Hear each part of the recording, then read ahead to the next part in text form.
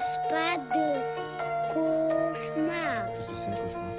Un vilain rêve.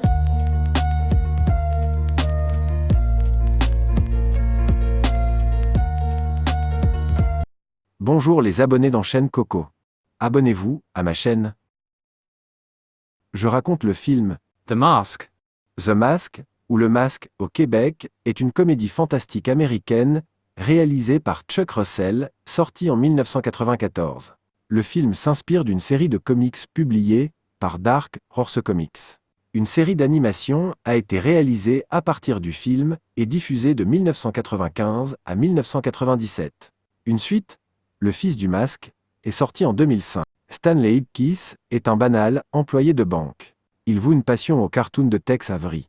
Un soir, il trouve un masque ancien doté de pouvoirs surnaturels révélant et exagérant la personnalité de son possesseur. Chaque fois qu'il le porte, il devient The Mask, personnage loufoque, sûr de lui et plein de ressources qui défraient la chronique. Il espère que ce masque lui permettra de vaincre sa timidité et de conquérir le cœur de la chanteuse de cabaret, Tina Carlile. Cependant, Tina est la conjointe de Dorian Tyrell, un mafieux qui tente de mettre la main sur le masque. De plus, il est poursuivi par un policier astucieux, le lieutenant Kellaway, qui a deviné que Stanley est l'auteur d'un vol audacieux. Stanley a fort à faire pour gagner l'amour de Tina et se débarrasser à la fois du mafieux. Résumé détaillé.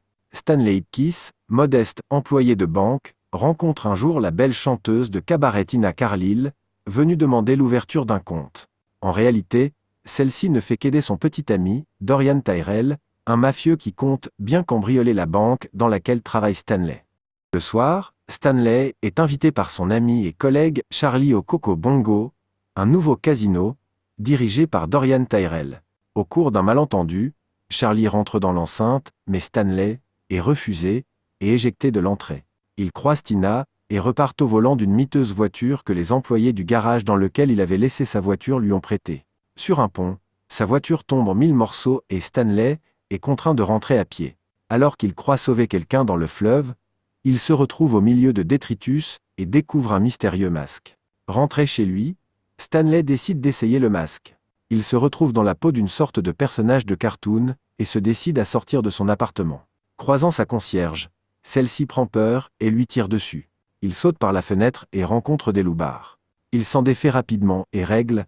Le lendemain matin, Stanley, qui pense avoir rêvé, reçoit la visite du lieutenant Kellaway qui lui annonce qu'un maraudeur s'est attaqué à la concierge de l'immeuble. Se souciant de ce que le masque pourrait lui coûter, Stanley le jette par la fenêtre mais, comme par miracle, le masque revient dans son salon tel un boomerang. À la banque, Stanley fait la connaissance de Peggy Brandt, une journaliste enquêtant sur ce qui est arrivé aux deux garagistes. Ils se séparent en bons termes, Peggy, sous-entendant qu'il est un homme bien. Pendant ce temps, Dorian est convoqué chez son patron, Nico.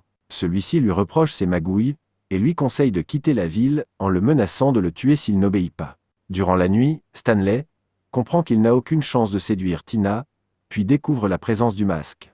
Réticent d'abord, il le met une seconde fois et se retrouve dans la peau du même personnage, qui décide de se rendre à la banque malgré leur tardive. Au même moment, les hommes de Dorian Tyrell envisagent de cambrioler la même banque, mais tout ne se passe pas comme prévu. Stanley sort de la banque, emportant les sacs remplis de billets. Entre-temps, la police arrive sur place et tire sur les hommes de Tyrell. Au Coco Bongo, Stanley fait sensation, il arrive en limousine et arrive à rentrer dans le club. C'est à ce moment-là que Tina fait son entrée pour commencer son show. Sous le charme de la jeune chanteuse, Stanley multiplie les transformations manifestant son attirance. Il finit par intervenir et commence à danser avec Tina, qui ne le reconnaît pas. Dorian constate qu'un de ses hommes est mort à la suite du cambriolage raté, et un de ces hommes identifie le personnage masqué, justement en train de danser avec Tina sous leurs yeux. Enragé, Dorian interrompt les deux danseurs et menace le masque pour récupérer son argent, mais ce dernier esquive les balles et s'enfuit. Le lieutenant Kellaway arrive ensuite, ayant eu connaissance du vol à la banque. Sur les lieux, le lieutenant découvre un fragment de tissu provenant du pyjama de Stanley. Suspicieux, il se rend chez lui. Surpris par l'arrivée intempestive du lieutenant, Stanley a bien du mal à cacher tous les billets de banque qu'il a volés, mais réussit finalement à tout cacher et lui ouvre, et parvient à détourner ses soupçons. Dorian, furieux, promet une récompense à celui qui lui livrera le masque. De plus, Il sait bien que Tina n'est pas insensible au charme de celui qui l'a embrassé la veille. Il lui promet de le tuer s'il s'avise de s'approcher encore d'elle. Lorsque Stanley arrive à la banque, il est surpris de voir Tina seule à seule. Tina lui fait part de quelques confidences. Elle a vu le masque et souhaite le revoir. Conscient que c'est peut-être sa seule chance de gagner son cœur, Stanley lui raconte qu'il connaît le masque depuis longtemps et qu'il est prêt à lui présenter son ami. Celle-ci accepte et fixe un lieu de rendez-vous. Cherchant de l'aide, Stanley se réfugie chez un professeur, spécialiste des masques. Il lui demande de l'aide concernant la provenance de ce masque et comment arriver au rendez-vous fixé par Tina. Alors qu'il sort de chez le professeur, Stanley est suivi par le lieutenant qui le soupçonne toujours. Sur le lieu de rendez-vous, Stanley hésite.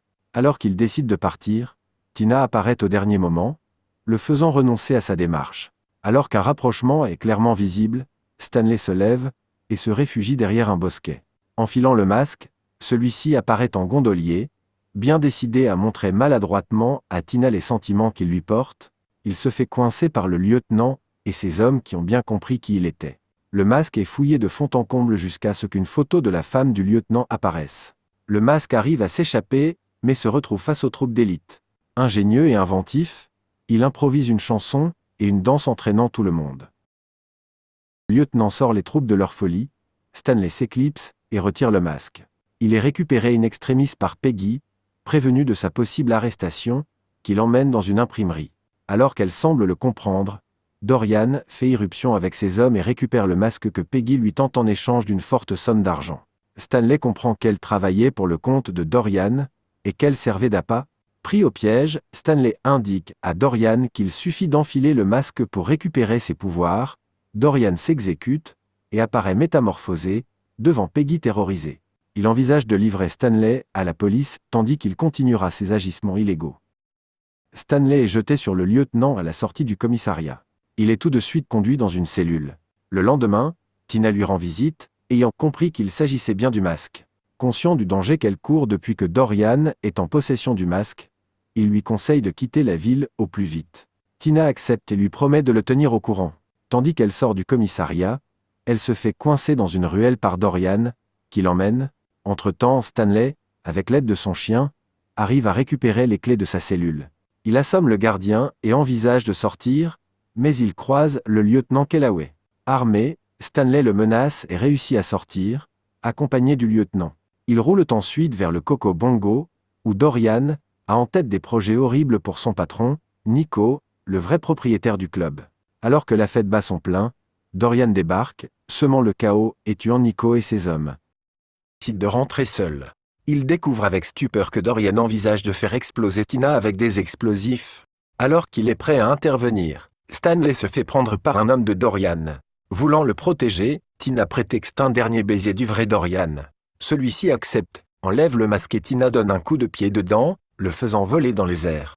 Le chien de Stanley l'attrape et l'enfile, voulant se débarrasser d'un homme de Dorian. Il arrive à s'en défaire de la majorité, avantageant Stanley, tandis qu'il se bat avec Dorian.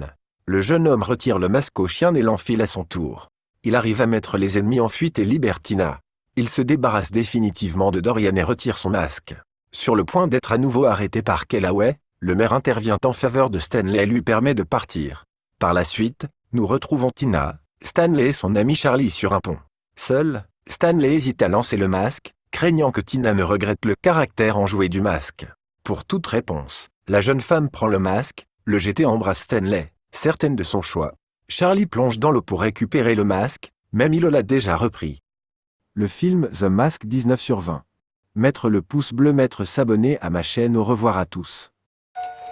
Ferme les yeux et compte les moutons dans ta tête, pourvu que je ne fasse pas de